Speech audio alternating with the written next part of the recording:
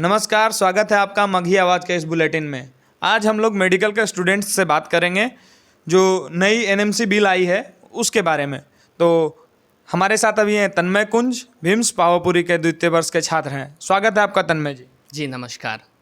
तो NMC bill लागू हुआ है, आपको उसके बारे में क्या क्या जानकारी है? जी सबसे पहले बता दूं कि 25 सितंबर से जो एमसीआई थी मेडिकल काउंसिल ऑफ इंडिया उसको भंग करके एनएमसी को पारित कर दिया गया है। अब एनएमसी प्रभावी होगी और एमसीआई को पूरी तरह से भंग कर दिया गया है। तो एनएमसी के आने से क्या क्या इफेक्ट पड़ेगा मेडिकल स्टूडेंट्स के ऊपर, पॉजिटिव और निगेटिव दोनों, थोड़ा बताएं। तो एनएमसी के आने से सरकार कह रही है कि पूरी तरह से ट्रांसपेरेंसी आएगी मेडिकल एडमिशन्स, मेडिकल भर्तियों में, और जो समस्त चिकित्सा पद्धति है या फिर जो चिकित्सा विज्ञान की पढ़ाई है उससे रिलेटेड जितने भी निर्णय होगी वो एमसीआई की जगह अब एनएमसी लेगी। तो इसमें एफएमजी और आईएमजी का कुछ मुद्दा आ रहा है, उसके बारे में आपकी क्या राय है? जी, एफएमजी और आईएमजी से हम ये समझते हैं कि भारत में दो तरह के मेडिकल स्टूडेंट्स होते हैं। एक जो इंडिया से एमबीबीएस करते हैं जिन्हें हम आईएमजी यानी इंडियन मेडिकल ग्रेजुएट्स बोलते हैं, और दूसरे जो फॉरेन से एमबीबीएस करते हैं जिन्हें हम फॉरेन मेडिकल ग्रेजुएट्स बोलते हैं। तो यह बिल आईएमजी स्टूडेंट्स के लिए काफ़ी निराशाजनक है और ये एफएमजी को पूरी तरह से बेनिफिट करने वाला बिल है। और इसमें ब्रिज कोर्स का भी प्रावधान है, उसके बारे में आप क्या बोलना चाहेंगे? हाँ जी, तो जो एक्स्ट्रा चिकित्सा के कोर्स हैं जैसे जिन्हें हम जो बाकी कोर्सेज़ हैं जैसे कि बीएमएस, बीएएमएस, बीएचएमएस, जो बाकी कोर्स है उनका अपना चिकित्सा विज्ञान है। मैं किसी के खिलाफ नहीं बोलूँगा कि होम्योपैथी, आयुर्वेद या नेचुरोपैथी कुछ भी बुरा है, उनका अपना चिकित्सा विज्ञान है। तो इसके तहत ब्रिज कोर्स के तहत उन्हें 6 महीने का एक कोर्स कराया जाएगा और उन्हें एलोपैथी प्रैक्टिस करने की अनुमति दे दी जाएगी, जो कि सरासर गलत है। इससे दो नुकसान होगा। पहला, उनकी अपनी पैथी का नुकसान होगा। अगर आप होम्योपैथिक डॉक्टर हैं और आप एलोपैथी में जा रहे हैं तो आप अपनी पैथी के लिए नुकसानदेह हैं। और दूसरा, हम डॉक्टरों में प्रतिस्पर्धा की भावना बढ़ेगी और हमारे लिए ये नुकसानदेह होगा। नेक्स्ट एग्ज़ाम का भी एक प्रावधान है इस एनएमसी में, तो नेक्स्ट एग्ज़ाम के बारे में क्या कहना चाहेंगे? नेक्स्ट एग्ज़ाम के बारे में कुछ बताएं। जी, नेक्स्ट एग्ज़ाम यानी नेशनल एग्जिट एग्ज़ाम। पहले हम लोग सिर्फ एंट्रेंस एग्ज़ाम देते थे। एमबीबीएस के लिए इंडियन मेडिकल ग्रेजुएट्स को सिर्फ एक एग्ज़ाम देना पड़ता है और वो है नेशनल एंट्रेंस एग्ज़ाम, जो हम लोग नीट के नाम से प्रचलित है, जो हम लोग 12वीं कक्षा के बाद देते हैं और एमबीबीएस में एडमिशन लेते हैं। और अगर हम लोग वो एग्ज़ाम क्वालिफाई कर जाएँ तो हम एटलीस्ट एक एमबीबीएस डॉक्टर बन के निकलते हैं। उसके बाद हम फ़िलहाल नीट पीजी देते हैं। लेकिन नेक्स्ट के आने के बाद क्या होगा कि आप 4 साल पढ़ाई करेंगे, उसके बाद आप नेक्स्ट 1 की परीक्षा देंगे और नेक्स्ट 1 की परीक्षा देने के बाद अगर आप गलती से 4 साल की इस पढ़ाई के बाद नेक्स्ट की परीक्षा में असफल रहते हैं तो आपकी डिग्री अमान्य करार दे दी जाएगी। तो जब इससे इतनी हानि है और इंडियन मेडिकल ग्रेजुएट्स को जब बेनिफिट नहीं है, तो इसके खिलाफ कोई आवाज़ क्यों नहीं उठा रहा? तो जैसे हम पिछले बीते 2-3 सालों से एनएमसी के अगेंस्ट और नेक्स्ट बिल के अगेंस्ट प्रोटेस्ट करते आ रहे हैं। इस साल कोरोना के कारण हमारे प्रोटेस्ट हो नहीं पाए। हमने सरकार को काफ़ी बार कहा है, रिमाइंडर दिया है, हम भूख हड़ताल पे बैठे हैं, लेकिन हमारी कोई सुनने वाला नहीं है।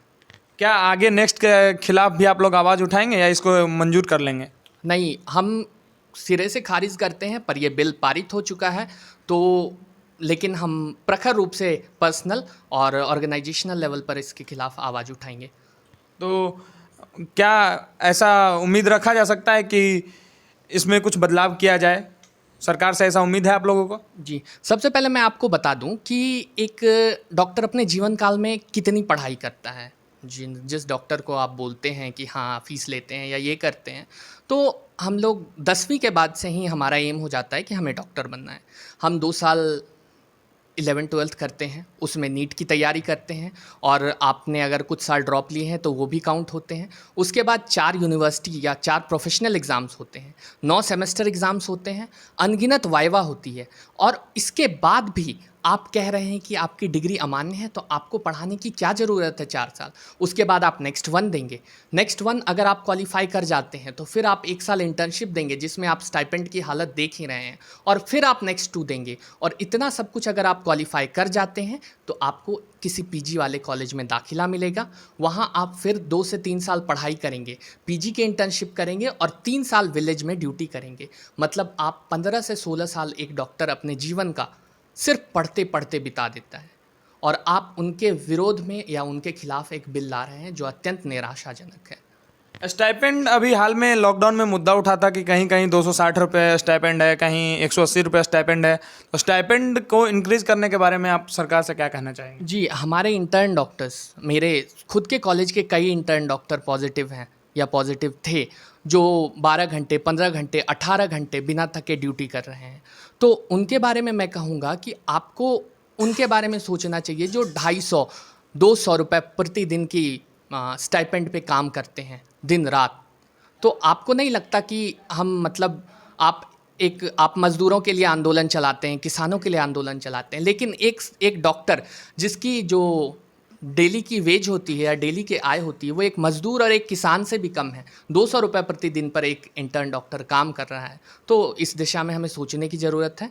और अगर आप डॉक्टरों पे फूल बरसवाते हैं या उनके लिए तालियां बजाते हैं तो कम से कम उसकी बेसिक हालत को देखिए एक बार। भारत में मजदूरों की न्यूनतम आय को फिक्स कर दिया गया है कि कम से कम उनका बेस 350 रुपये होगा। तो उस समय में भी 180 रुपये स्टाइपेंड में डॉक्टर का काम करना, ये कहाँ तक सही है? ये मेरे हिसाब से ये बिल्कुल गलत है। लेकिन हमारे इंटर्न डॉक्टर अभी प्रोटेस्ट में भाग नहीं लेते हैं क्योंकि अभी हमारे लिए मरीजों का हित सर्वोपरि है।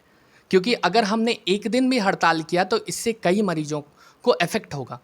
और फिर भी हमारी मांग जारी है। हमारे कई इंटर्न डॉक्टर्स हाथ में काला बिल्ला लगाकर प्रदर्शन करते हैं या फिर ब्लैक थ्रेड बांधकर इंटर्नशिप ड्यूटी पे जाते हैं।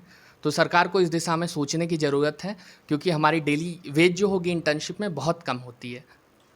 और अंतिम सवाल आपसे कि नेक्स्ट आने से विदेश के एमबीबीएस छात्रों को क्या बेनिफिट होगा? नेक्स्ट आने से विदेश के एमबीबीएस छात्रों को ये बेनिफिट होगा कि विदेशों में कई ऐसे कॉलेज हैं जो मानक पर खरे नहीं उतरते। कई ऐसे कॉलेज हैं जिसमें बिल्कुल भी पढ़ाई नहीं होती और वो कॉलेज एमसीआई या एनएमसी के अधीन नहीं है।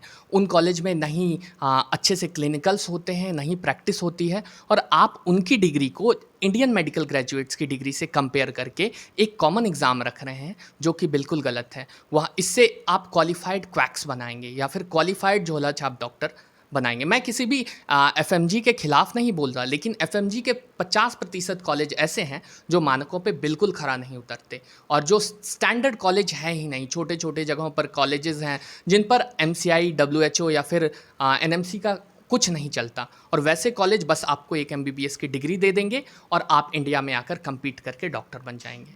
आप इवन ये भी नहीं देख सकते कि वहाँ उन्होंने 5 साल का कोर्स कंप्लीट करा है या नहीं करा।